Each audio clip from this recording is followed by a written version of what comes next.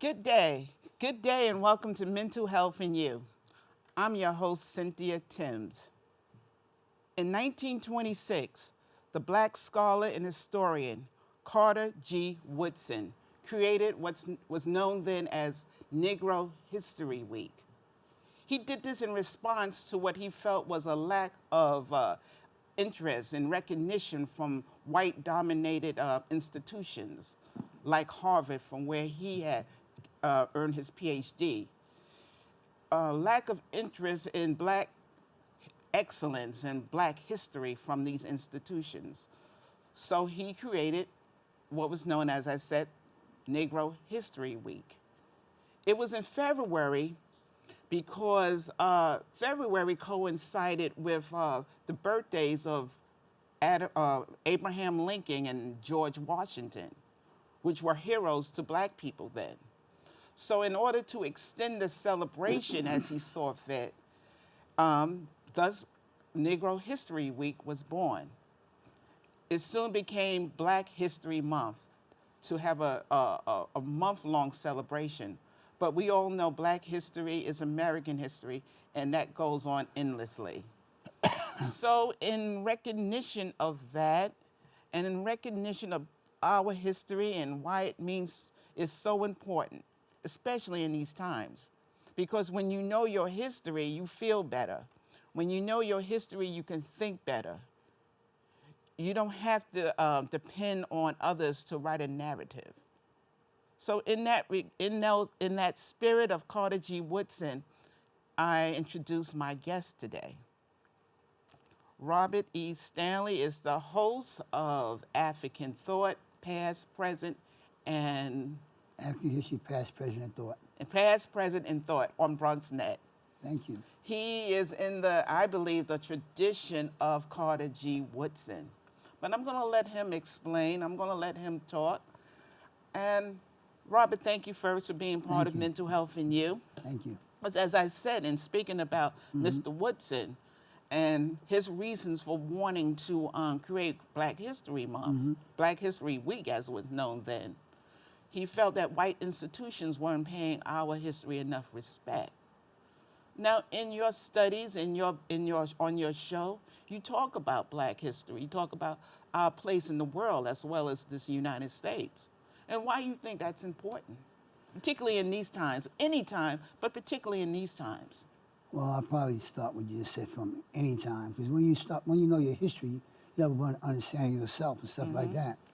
I'll say maybe back in the past it was even more prevalent because black people really thought low of themselves and stuff like that. Right. You know, you took the stuff out of school, you couldn't read, they didn't allow you to read, so you had to know something about yourself.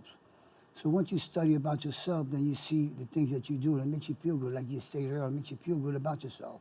Right. I think it's very important, to study, you know, this not is, just your history, yes, but study like history in general. You know what I'm saying? Because when you start studying, it's like little nuances and crannies that you got, filling like a little hole here, a little hole there. So that's why I like to read. I like to read almost everything I get my hands on. Okay. So Good. You know, as we said, this show is Mental Health and You. And as we said, and I said in the introduction, and you have, you repeated, you also said, when you know your history, you feel better. No one can manipulate you. No one can write their narrative, the way they see fit. No one can tell your story. So being in that, we talked about why is it so important, but what was it about, what is it that attracted you in the beginning? well, I came out of a household, that's what we did. Everybody in the household read and studied. Yes. So it was natural for me to study. The first time I got interested in, I think, African history, well, my history, I was like about 6 years old. Because I always knew how to read. It's just something I knew how to do. I just read. That's what we did in my house. Yes. And then I was reading books and stuff like that. My father would talk to me. So I would, learn more stuff from my father and stuff like that. So I've been reading and studying on my own for like close to 60 years. What 60 was, more. so your father taught you, I remember my mother doing the same with me. I remember just putting this love of language and our history in my mind, planting those seeds like your father did to you. I remember back in the day, my mother introduced me to poetry of Maya Angelou and other people. And that planted a seed of, you know, curiosity that remains to this day. And your father doing it with you. And you do it on your show. You do it in your, you know, your books, you know, the books that you've read. Yeah. Is it, I've read like hundreds of books. Yes. Hundreds, How many probably books you think you've read? close to about 4,000 on all different subjects. Yes. I'm interested in everything. That's why I call my show African History, Past, Present, and Thought. Because sometimes I speak about other things too, like about the cracker era, different things. Yes. Did anyone in particular, as you in your studies, stand out for you? Said, well, I want to know more about her or him, and I wish others knew. Well, Or you others did know, but you didn't know. Somebody that, or something that made you want to say, made you think, wow, I need this, I'm on the road to something. well, I like Hannibal interest one of my ones that interests me the most. He existed 193 years before Christ. Okay. 193 years before Christ. What I found so interesting about him is that he gave undying allegiance to his father when he was 9 years old to go to war to fight the Romans, because the Romans was it was like a up and start power in the Mediterranean. It was like approaching everybody's land. So his father was also a general, Hannibal Barca. Right. You know, so he followed in his father's footsteps. But I find him one of the most amazing, because as everybody knows, he crossed the Alps. Other people crossed the Alps through Hannibal, but I mean not Hannibal, Napoleon, but not under them same conditions. And I found him like, you know, extraordinary. Like one of the battles I remember reading about, it was this tribe, I can't pronounce the name right, but it was a Pacific tribe.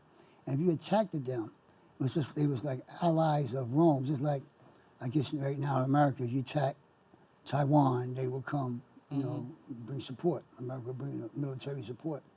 So he didn't hesitate to attack, and it was like an 8-month siege. And he was able, you know, to break the siege and stuff like that. So, you know, I found him very, you know, one of the best. He's considered like one of the best. Even his tactics now, they teach him in some of the best military schools. Okay.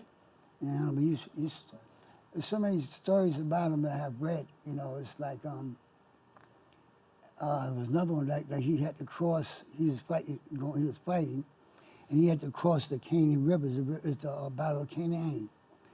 And what he did, like he had his elephants. He couldn't like bring them to the water; they would be scared. You know. So what he done was he had his men constructed barges, and they put like trees around the barges and sand and trees and stuff, so that the elephants won't know that they was on water. So he went like 10 miles ahead and came over and caught the enemy from the back and stuff like that. He was absolutely great. You know, the way you talk about that, Robert, I can see the enthusiasm and the love for learning, you know, in you that your father instilled. Can you talk, I mean, we talked a little, but where did you grow up? What was going on in your world at the time that, you know, made this possible, you know, that to learn? Talk about your schooling coming up, if you don't mind. Yeah, well, and did you learn all of that in school? Well, I basically And learned- what, if anything, did you learn in school? I learned a Was it about Hannibal? No. I heard the name, but I didn't know he was black. You know. You know, I heard the name.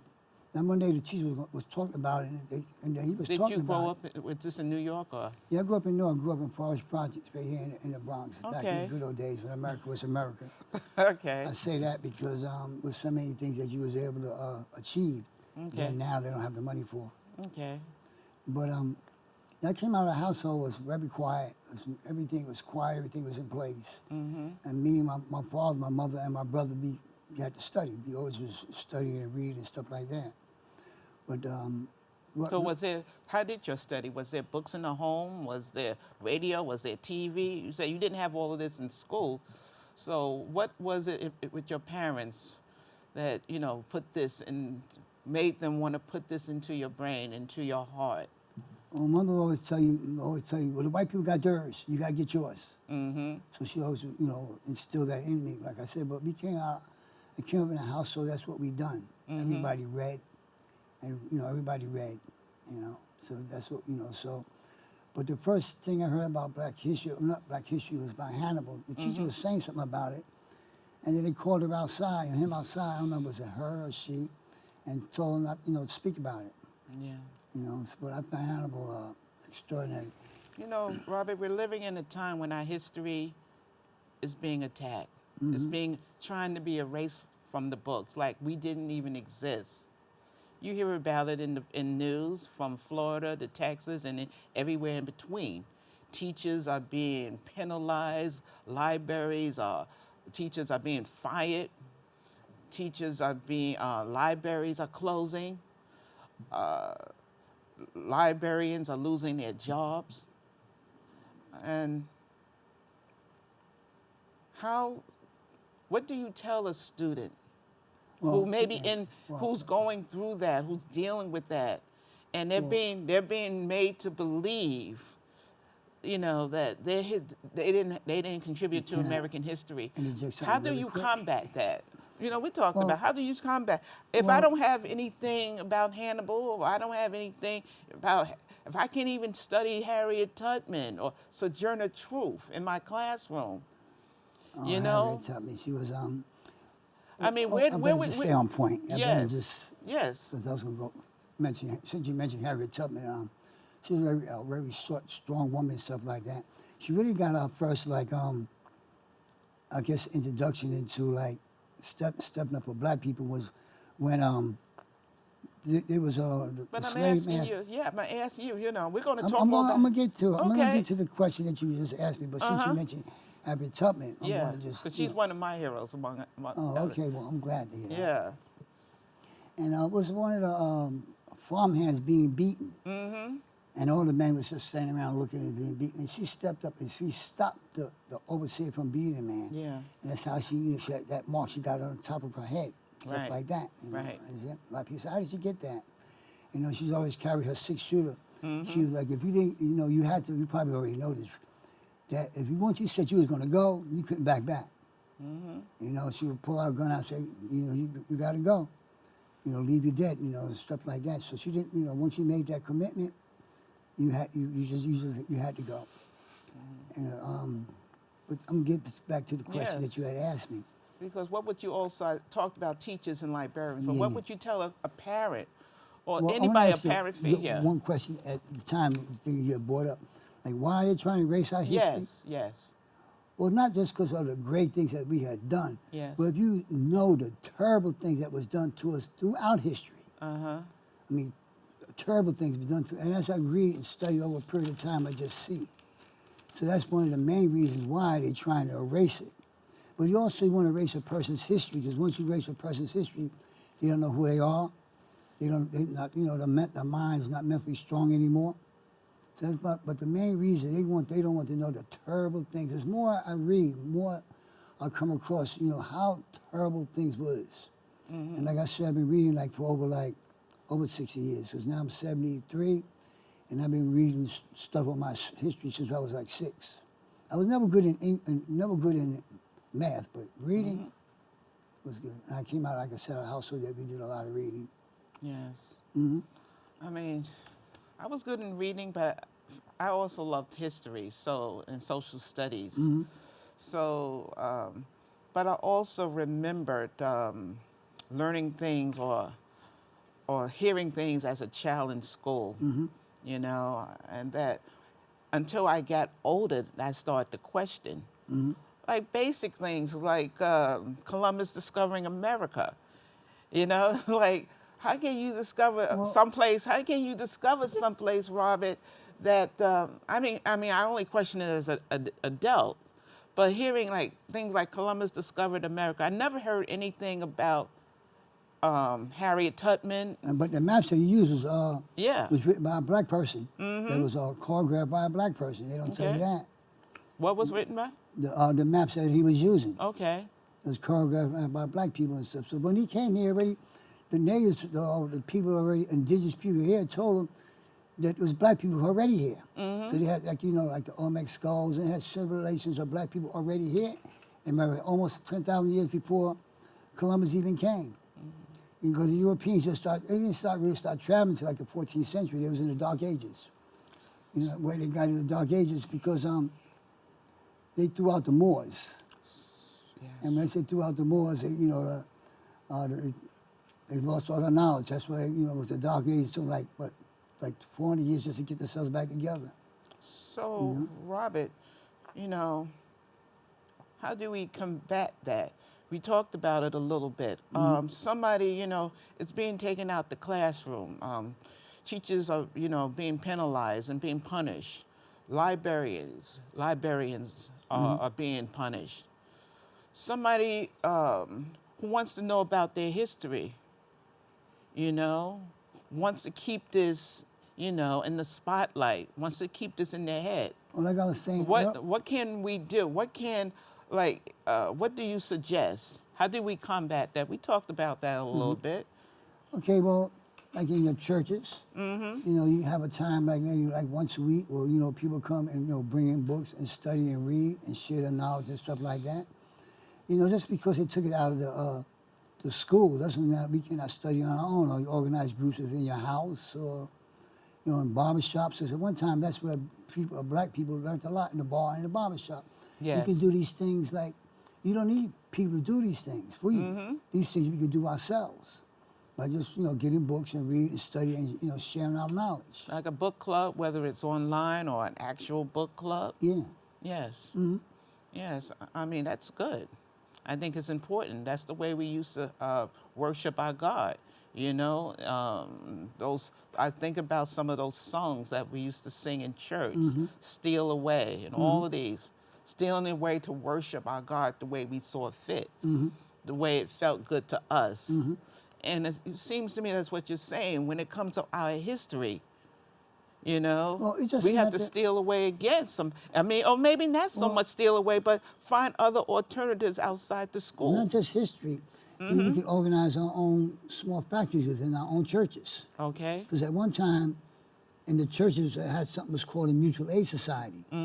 Now all you hear is the Pastors Aid Society. The mutual aid society was for, like, say, suppose you wanted to start like a low-cost business, maybe like a barber shop, or maybe baking something. People would get together and put their money behind you to do it. And then, suppose somebody else they wanted to make like a guy would make a barber shop, we would put our monies behind each other. Now you just hear the Pastor's Aid. All the money goes to the Pastor's Aid. So these things we can do amongst ourselves. Okay. We don't really need people to do it for us. We got the space. You can do it within small groups in your house, in your church, different places. Okay. It's just Okay. We talked about the mental health aspect. We always got to get back to that. Yeah, This I'm is the glad show, you- Mental Health and You. Yeah, I'm glad you mentioned that because I've got some How information. how did all of this, how did you start to feel about yourself? The more you know about you and your history and the greatness of our people and how the large part they played in the making of this country and the world. How did you start to feel about you? How did it start? How did your mental health increase? How would your mental wellness? Well, I would say my knowledge increased, but I would just say my knowledge increased on history in general. It just increased by reading. Because I remember the first book I read, the first hard book I read, I was in the 3rd grade, I was reading Righteous Extremists. Okay.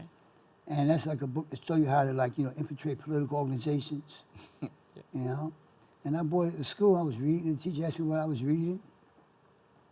And I showed them the book, they took me out in the hallway.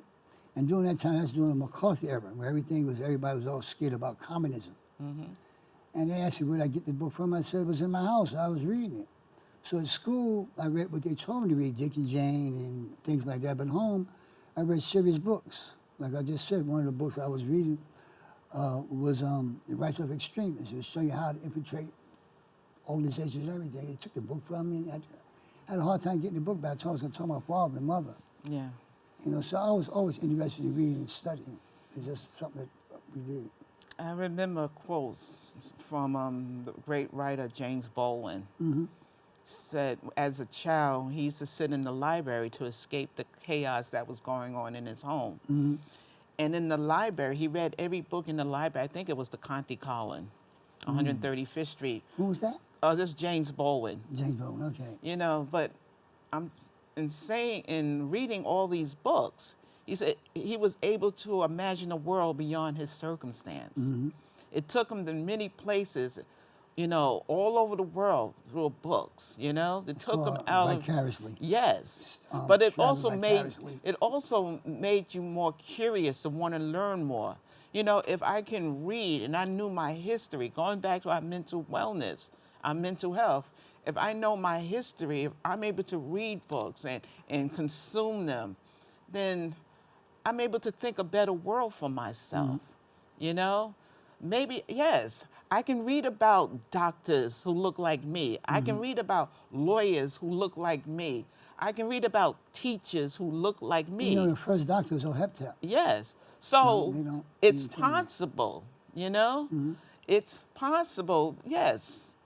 And it just opens up your world.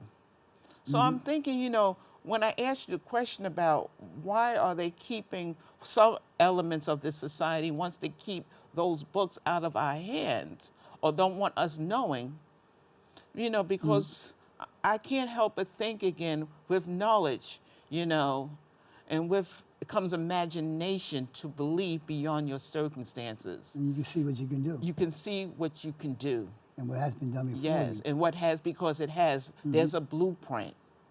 There's a blueprint. You want to be a doctor, you want to be a lawyer, you want to be a sailor, whatever it is, there's a blueprint. You want to travel the world, And there's a the first blueprint. sailors, the Phoenicians. Yes, indeed, indeed. But, So, I specifically made this for what you asked me for, yes, about how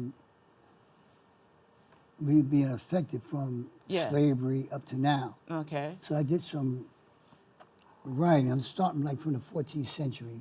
Well, I mean, this is only half an hour, Yeah, Robin. well, I'm Okay. gonna push it all in. I only have like 10 pages. Well, I don't think we worry. have 10 pages, I- but can we articulate it like verbally? Don't worry. I did this. Okay. I see, Okay. because I see the timer going, okay? You I know got the 5 deal. minutes.